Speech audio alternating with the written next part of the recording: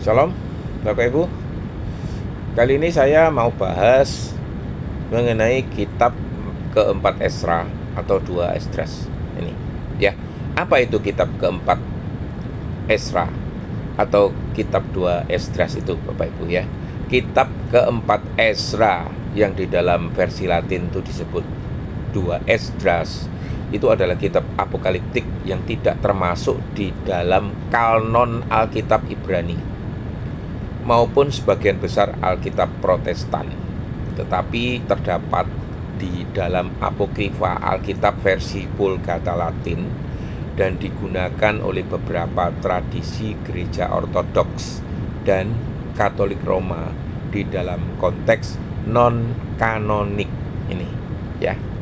Kitab ini sangat penting di dalam literatur Yahudi pasca Bait Suci yang kedua dan juga di dalam teologi Kristen awal ini, Bapak Ibu ya. Inti dari pengajaran kitab 4 Esra atau 2 Esdras ini ya.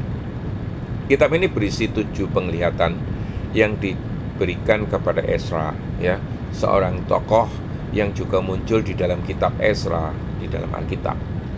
Tema utamanya adalah penghiburan, keadilan Allah, penderitaan umat, dan akhir zaman. Ini Bapak Ibu ya. Pokok-pokoknya itu bisa kita bagi menjadi beberapa poin ya. Yang pertama itu tentang masalah penderitaan atau keadilan ilahi ya, teodisi ya. Esra mempertanyakan mengapa umat Allah itu menderita dan mengapa bangsa fasik itu tampak makmur.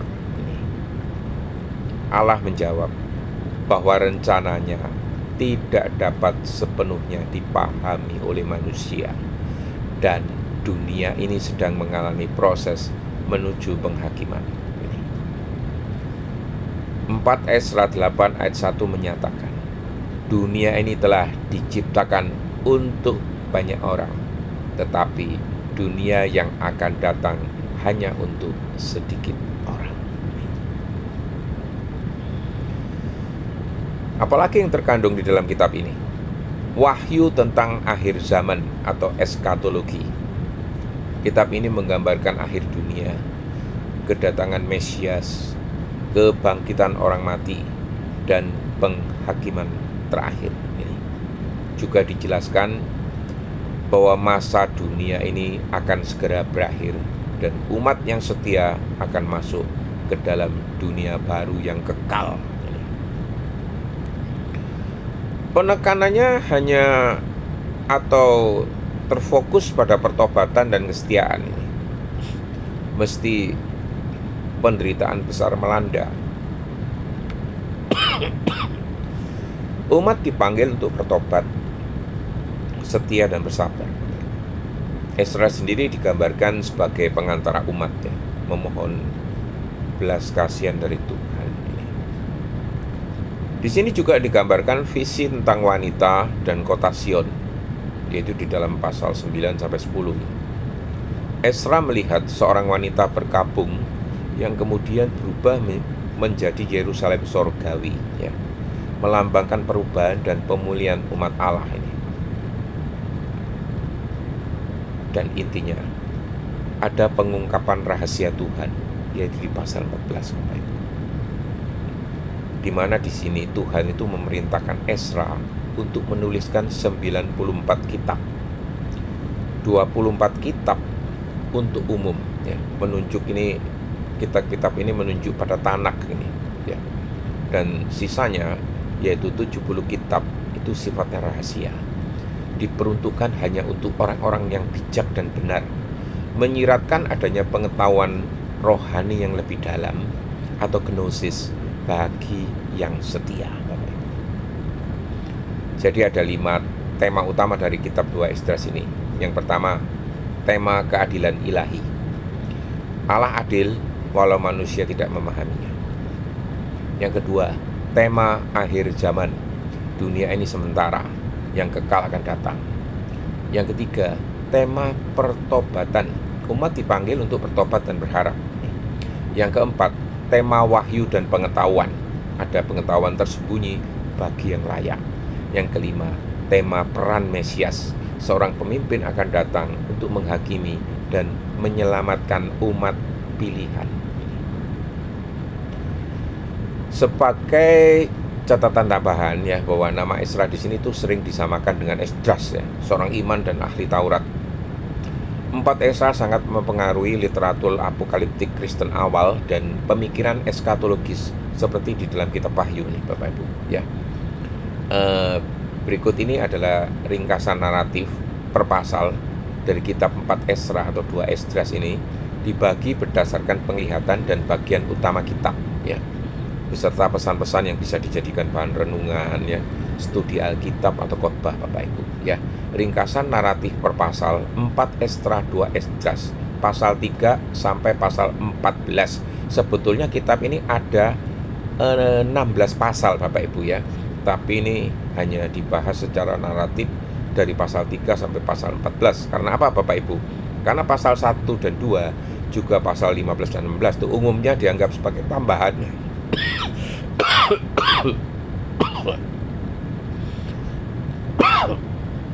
sebagai tambahan yang berbau apokrif, dan tidak termasuk di dalam inti apokaliptik Yahudi ya.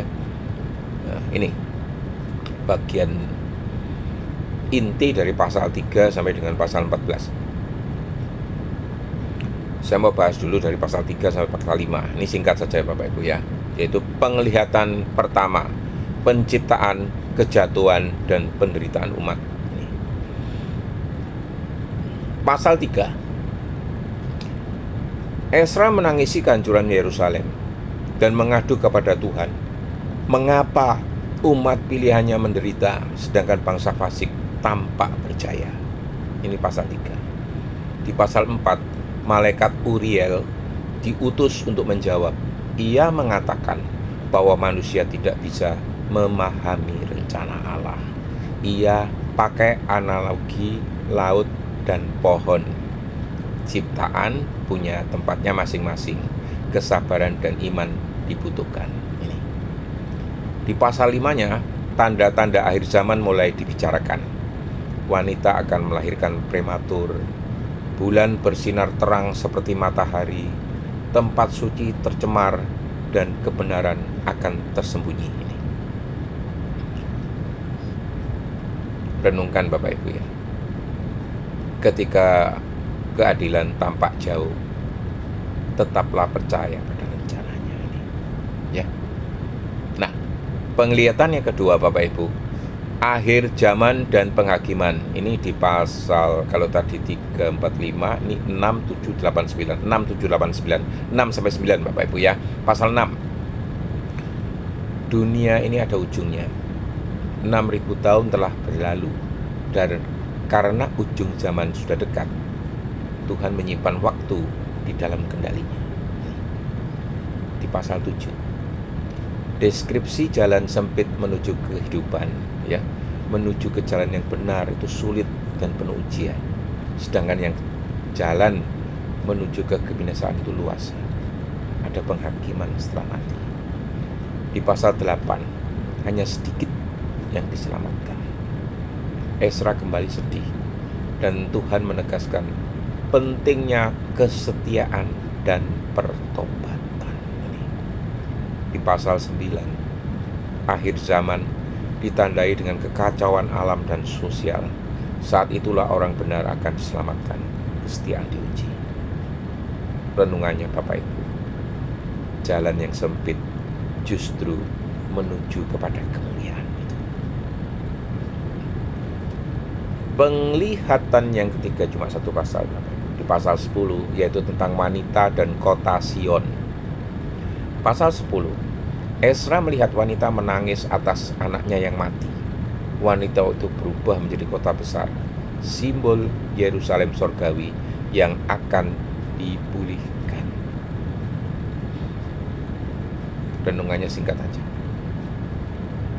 Duka cita adalah ujung dan awal dari kemuliaan Bapak Ibu. Ini. Penglihatan keempat, elang Romawi dan anak singa. Ini ada di pasal 11 sampai 12 ya, Bapak Ibu ya. Di pasal 11-nya ya.